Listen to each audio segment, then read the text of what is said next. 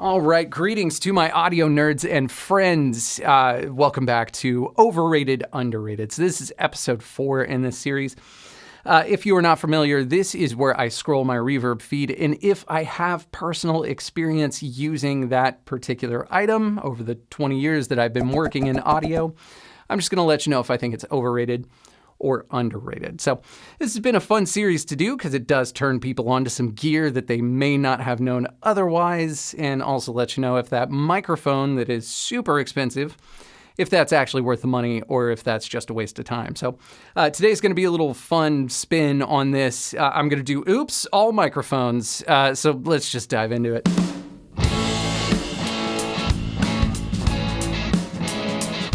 Okay, yeah, let's start here.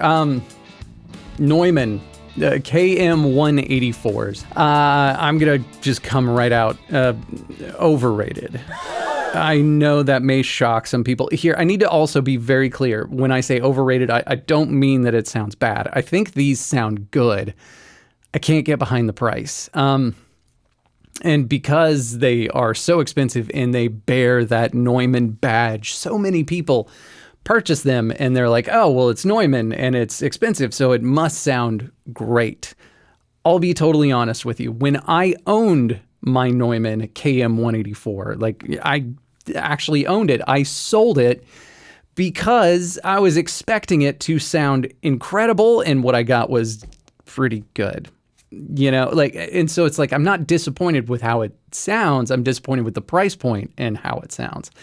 Like, there were times where I would pull out that microphone and expect like really great results, and I would end up using something else that was way cheaper, whether that be like a 451 or there's even once where I used an NT5, a Rode NT5 over the KM184, which I know sounds crazy, but in that particular instance, it actually worked really well.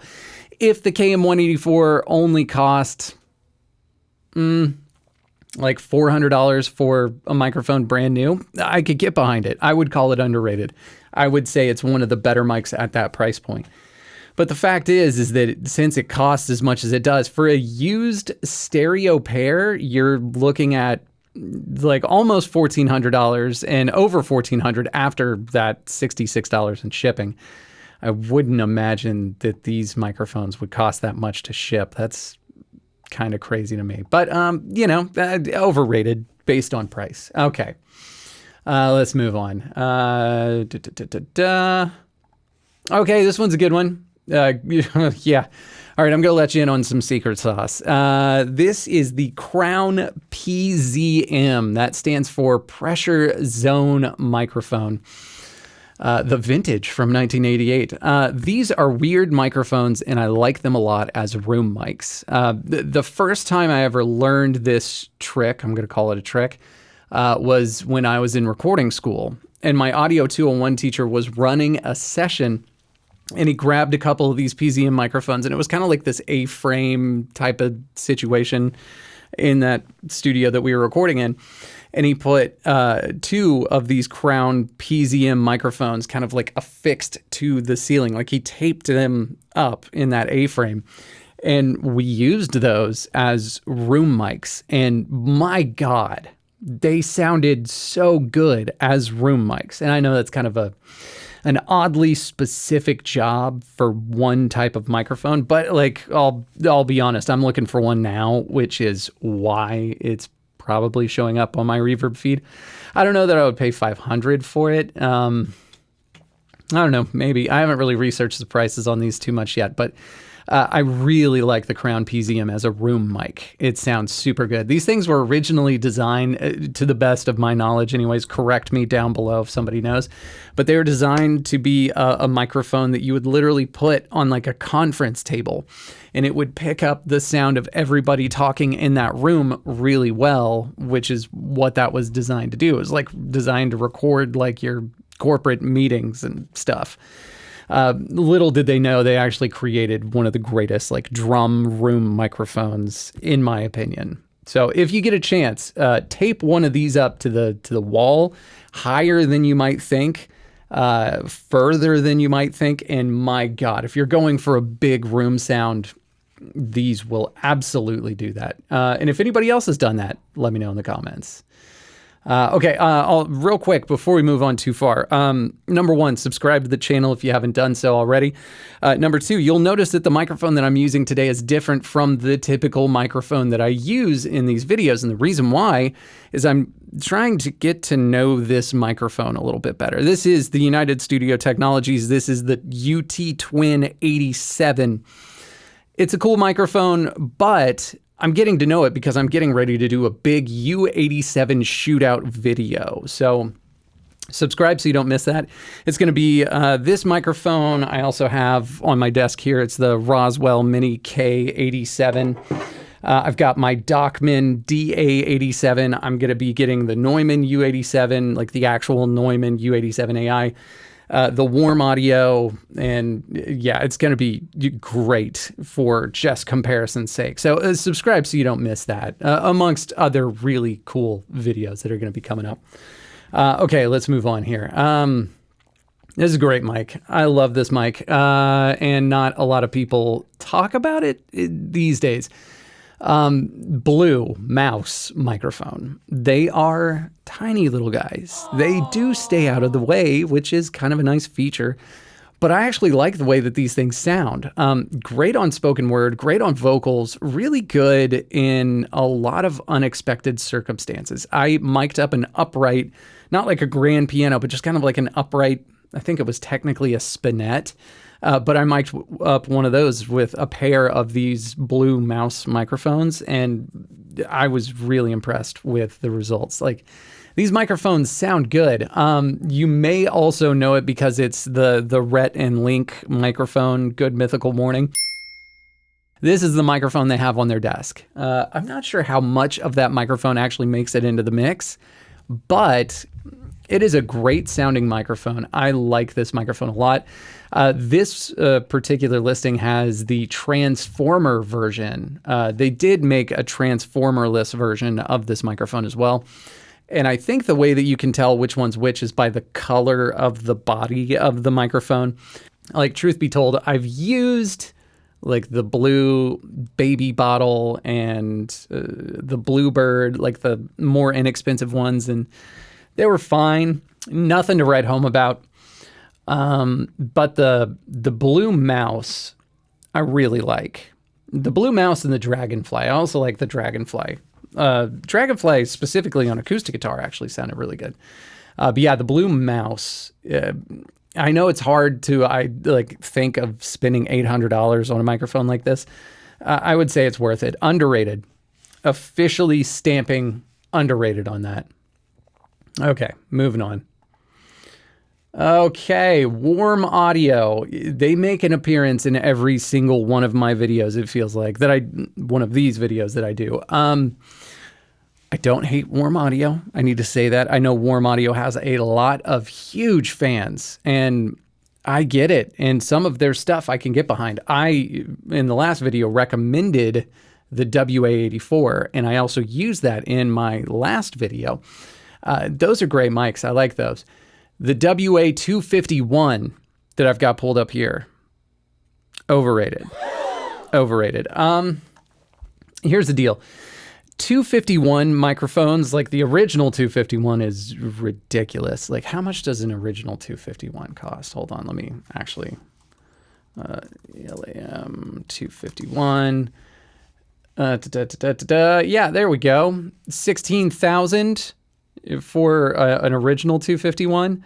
Or if you get a stereo matched pair, you can get that for a deal. It's only $19,100. The 251s, the original 251s, are amazing microphones. They sound super good. It's one of my favorite sounding microphones. I love the 251 style of mic. So I also tend to be somewhat critical of 251 microphones. So the reason why I'm putting the warm audio 251 as overrated is because there's a lot of marketing dollars that gets put into the idea. They don't ever directly come out and say it, but they have this idea that it's just as good, or it gets you 90% of the way there, or 95% of the way there, or whatever it is. And when you listen to a side-by-side comparison of this microphone versus an actual 251, the warm audio version, it scoops the mids a good bit, which is not unheard of for some of their large diaphragm microphones. They tend to scoop out some of the mids, and so you don't get that character or the feel. Like, yes, the 251 is known for the like sparkly top end, but the mids are still pronounced. Like, the mids are still there. And in the warm audio version, it does get scooped out a little bit. And for that reason, I have to give it the overrated. I don't think that it's a terrible sounding microphone, but I wouldn't really give it the 251 label. Like, it's decent, but it is, I wouldn't put it at a 251. Like, I don't think so personally. So, overrated. Okay, moving on. Okay. This microphone is, if you're into recording, this microphone will show up in your life at some point. This is the AKG, the 414, the infamous 414. Now, there's so many versions of this microphone that it can make your head spin.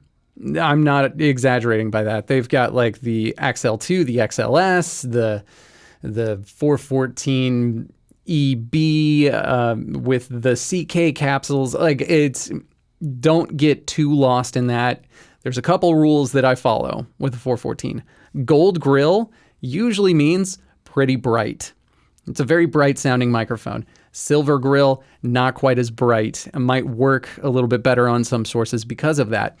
But regardless of the version of the microphone, XL2, XLS, the CK capsule, whatever it is, my thought process on the 414 is that it either is perfect or it's awful for what you're recording. And it's oftentimes really hard to figure out if it's going to be the perfect microphone or the worst choice ever.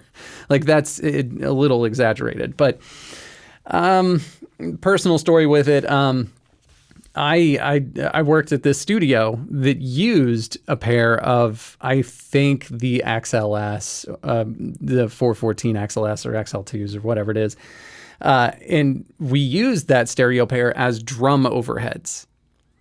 That's where those microphones just stayed. That was the drum kit that studio had, and those microphones stayed pretty much set up on that drum kit for almost every session that we did. And I remember thinking, these microphones are great for drum overheads, and they were. And then I remember going to run a session at another studio, or assist at a session at another studio. And I was like, oh yeah, let's use the 414s for the overheads. And the other engineer was like, okay, yeah, let's try it out. And we tried it and promptly replaced it with other microphones. I think we ended up using, I don't know, maybe 451s. It was a small diaphragm. I can't remember exactly. But the lesson is, even in situations where you might think, oh, this is the perfect microphone, it either works or it just doesn't. There's like weirdly no in between. So overall, I will say when it works, it's awesome. And they are still one of my favorite microphones. It's hard to call it overrated or underrated. They're one of the most popular microphones that you'll find in studios. I'm going to call it underrated just because I do enjoy using 414s on a lot of stuff.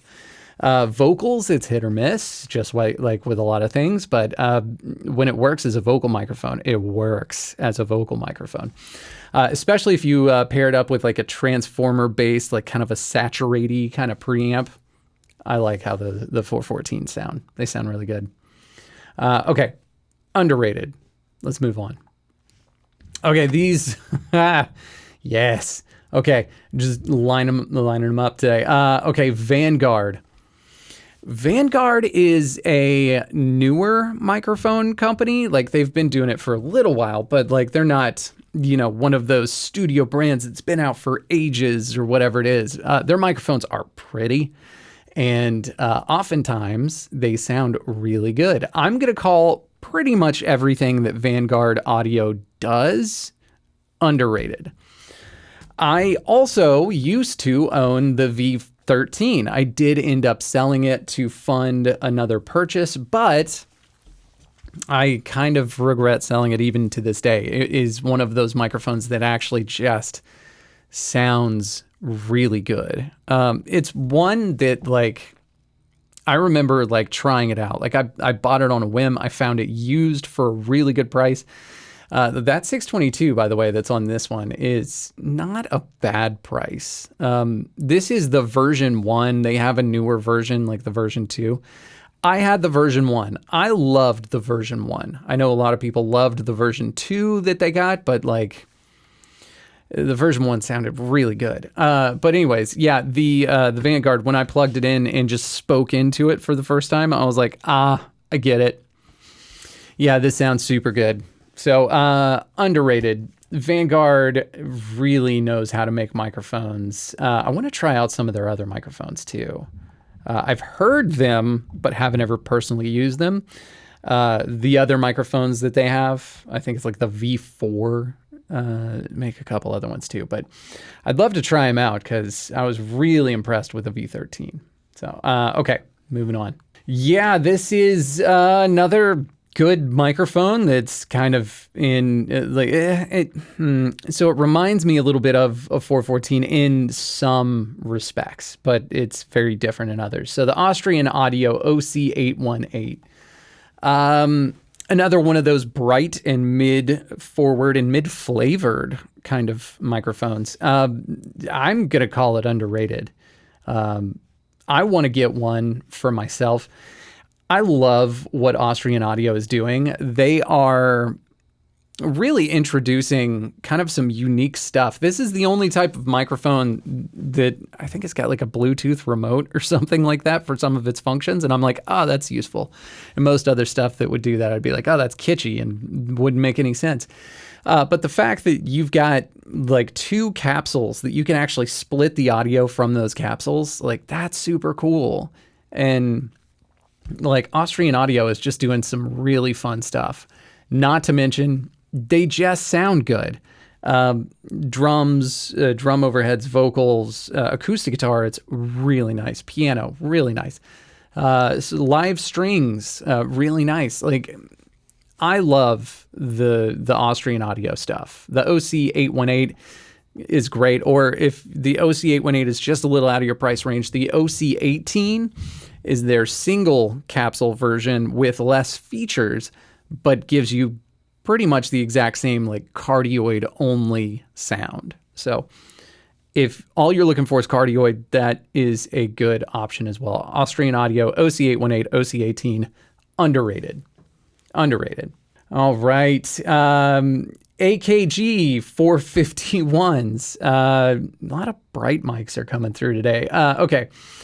This is actually interesting. This is a vintage one, and the reason why I know that is the newer ones are the 451Bs. I think it's the C451B is what it is for the new ones.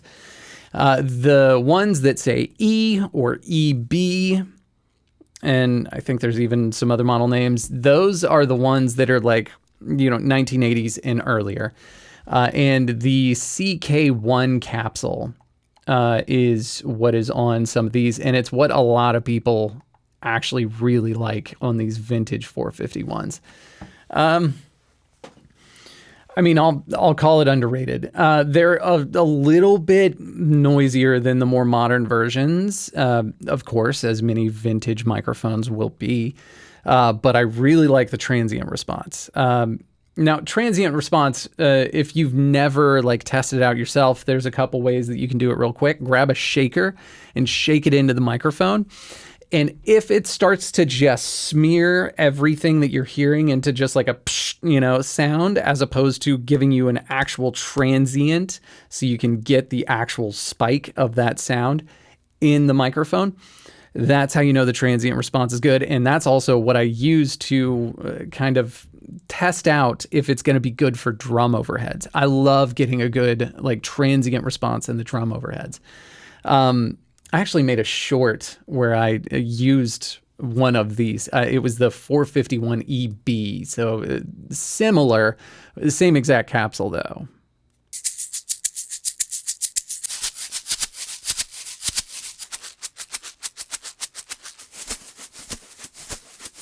And these microphones, like, they sound good. They sound good on acoustic guitar. They sound good on drums, drum overheads. They sound good for percussion, which is primarily what I use mine for. And then they also, I mean, it's like one of those mics that kind of does a little bit of everything, and it does it really pretty well. So I'm going to call it underrated. I think these are great. These are a handy tool to have for sure. You don't need like the new ones like here. Okay, yeah, AKG 451B. So these are the brand new versions, and you'll notice they've got like some like pad switches and bass roll off. Wow, new with full warranty 700 or vintage for less than that. Okay. At that point, yeah, I don't know. It just depends on how important noise is to you, because the newer ones are not going to be as noisy. But these are good. I can get behind the 451 in pretty much any age, any version. I think they sound really good. I like those microphones a lot. Okay. Moving on. Neumann's popping up a lot too. Of course it is. It's microphone day. All right, TLM49. Okay, I'm going to call this one underrated because I don't see it as much, and I like it better than the other TLM microphones. So TLM, if you don't know, for Neumann stands for transformerless microphone. So these are microphones that do not have the transformer in there. So they tend to have a little bit of a faster transient. They tend to be a little more neutral in some ways and a little more open. The TLM49, I would not really necessarily call it like a neutral microphone by any means. But these are cool. They sound very, best way I can describe it is round. The mids are pronounced. There's some warmth in the mids that I actually really like in the TLM49 that I do not get in the TLM103. TLM103 is just bright, in your face brightness all the time. The 102 is a little scooped and sounds great on a guitar cab. But the TLM49 is pretty solid. Spoken word, check. I can get behind it. Vocals, check. I can get behind it. So if that gives you an idea, so mid forward, a lot of clarity and detail, but warmth and roundness in the mids. I like the TLM49, and I am not a big fan of a lot of their TLM mics. So underrated, or appropriately rated because it's a Neumann, and even with a TLM49 sounding as good as it does, they are still often overpriced. And honestly, don't buy used Neumann. Reason being, here, let's go to AliExpress real quick so you can see for yourself. Oh my God, look, they have a 251 for 198 bucks. That's hilarious. You know, that microphone that we saw costs 16 grand. Oh, just for $300, you can get that microphone over here. Okay, let's do TLM49.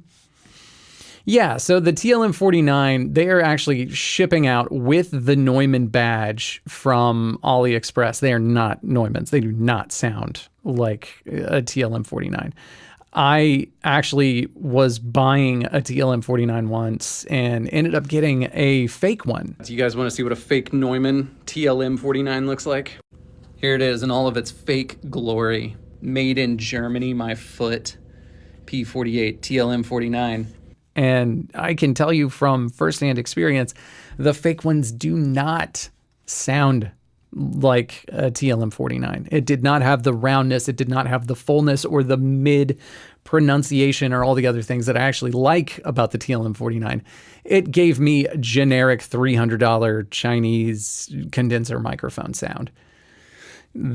So yeah, so beware anytime you're buying a used one. Like, even looking at the price of this one, there's a chance, I don't know anything about this seller, but there's a chance that this one is even fake. Hold on, seller reviews. I don't know, actually. He's got a lot of decent reviews. This might not be fake. Well, I don't know. TLM49. He's sold a number of TLM49s in this account. Look at that. 1, 2, 3 right in a row. Cool mic, great on voices and acoustics. This mic is a cut above wanting a go-to mic, blah, blah, blah. This mic I bought looks exactly like the pictures and works really well. You know, if you're selling multiple TLM49s, I'm wondering, why did you have 4 TLM49 microphones? Like, that's not real. I'm going to go ahead and say it. I think this is a fake listing. I would not buy it. And whoever has this currently, and 2 other people have this in their carts, take it out of your carts. It's not real. Fake Neumanns are everywhere right now. It's a problem. So, all right. Underrated if you find a real one. Don't buy this one. Moving on. Okay. Yeah, here we go. Shure KSM 27. You know how I feel about the KSM 32. The KSM 32 is a microphone that I love dearly. I hold near and dear to my heart. It's got that smooth top end. It's got that wonderful sound. It's somewhat neutral, but always very pleasing. The KSM 27 is overrated. Again, it's hard to call these things overrated or underrated based on much else other than just my memory of how it sounds. I used to have a KSM 27. I bought one as one of my very first condenser microphones. I did not like it on vocals at all. I did not like it on acoustic guitars at all. I liked it on drums and percussion though. Surprisingly, I did like it on, I put it on a floor tom once and I was actually really impressed. I put it on the outside kick once and I really liked it. And that is for the rest of the life of that microphone in my little garage studio at that time. It lived on outside kick. That is where I liked that microphone. And that's the only place I ended up using that microphone. I ended up lending mine out to a friend and I never saw it again. But yeah, he can keep it. That's fine. Overrated. Okay, moving on. Okay, these are cool. Peluso, the P12, which is a copy of the C12, which, the C12, hold on, let me go over here. If you look up original C12, holy God, $31,000. I mean, microphones get out of hand. Somebody has this in their cart. They're willing to pay the $31,000. Oh, $18 shipping. That's nice. Hopefully it's insured. Yeah, here's the thing. Oh, and that's sold by Vintage King. Yeah, that's insured. Vintage King's awesome. These microphones are kind of out of hand as far as price wise. No one should pay that much for a microphone in almost any circumstance. $31,000 is crazy. So Peluso was they're one of the earlier companies, early 2000s, 2010s.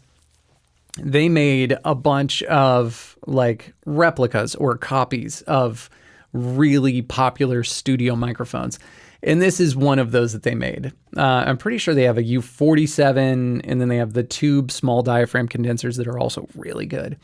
Peluso is a brand that I think people need to pay more attention to or to consider because their microphones are actually really good from what I can recall. One of the studios that I worked at for a little while had one of the P12s, and I remember really enjoying it on a lot of different sources. I mean, it's got that classic C12 sound. A lot of microphones are made chasing after this exact circuit, the Aventone CK12, I think is what it is. That one is a copy of a C12, but it's made with really budget components. This is you took that design and you beefed it up a little bit and then you got a little bit better components and now it's bright. It's got that sparkly top end. It's got all the air, but it doesn't have that same harshness and sizzle. And like sometimes with overly bright microphones, especially inexpensive ones, it can be a little grating on the ears.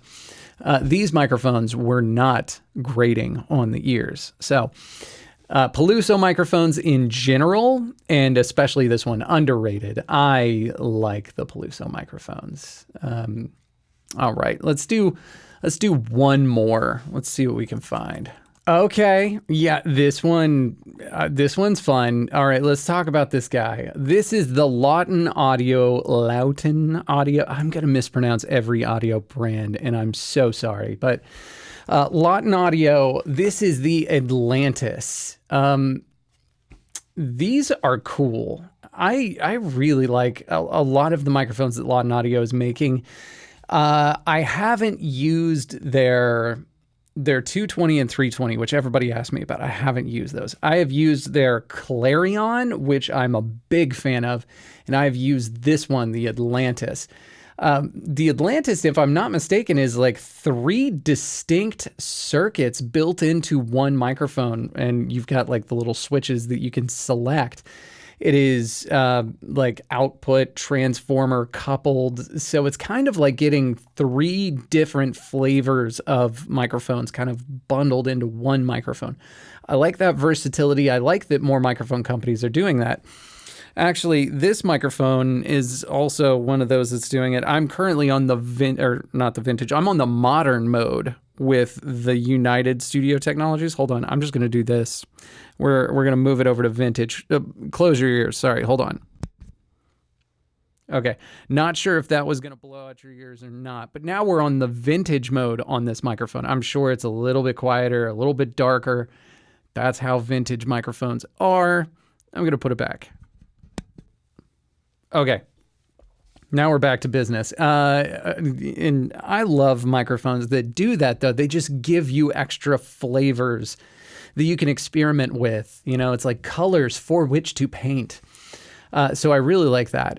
This is mint condition. Yeah, it's still in a bag with a silica gel packet. Okay. Mic has been minimally used as I haven't cut a ton of vocals since I purchased it. Just a couple hours of use. I mean, I don't know about you guys, but I do not keep my microphones in the plastic. Are they faking these microphones? Hold on. Let me just... No. Lauten doesn't show anything. Atlantis mic. No, I don't think they're faking these microphones yet. I typed in Atlantis and it came up with a bunch of guitar pedals. That's fun. Okay, Lauten Audio Atlantis, underrated. I mean, a lot of what Lauten Audio does is, I'm going to call it underrated. I really like that company. I want to try some of their less expensive microphones. They're really cool. I like these microphones a lot. I think they sound really good. I really want to try their Eden. That's another one that I really want to try. Lauten Audio, if you're watching, hey, I'm your new friend Andrew. I'd love to try it. Okay, yeah, Lauten Audio, great. 3 microphones in one, really great mics. Vocals, killer, which is what I have used it on. But I've also known people to use these on acoustic guitar, and from what I've heard recorded with this on an acoustic guitar, it is fantastic. So I can get behind these microphones. I'm going to call it underrated. Yeah, you can't go wrong. Lauten Audio, it's a great company. Okay, that's going to do it for me today. I am actually just getting back in town from being in Texas all last weekend. So I am a little bit short on time. I am actually recording this super late at night. So I'm only going to release 1 video this week, and then I'm going to get back to my 2 uploads per week starting again next week. So forgive me for uploading half of what I usually do, but I'll get back into it.